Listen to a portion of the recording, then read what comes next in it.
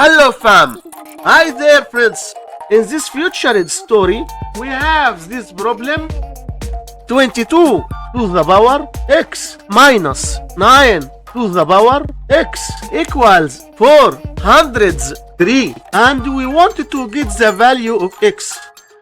The problem might look difficult, but it becomes easier if you break down the number 403 into two numbers such as 31 times 13. Next, we are going to break down 31 into the summation of 22 plus 9 and express 13 as 22 minus 9.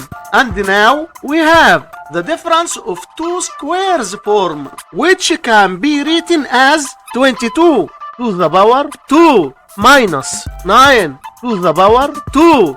By comparing both sides of the equation, it's clear that x equals 2, and this is our final answer for this problem. Thanks for watching. Like, subscribe, and come back for more.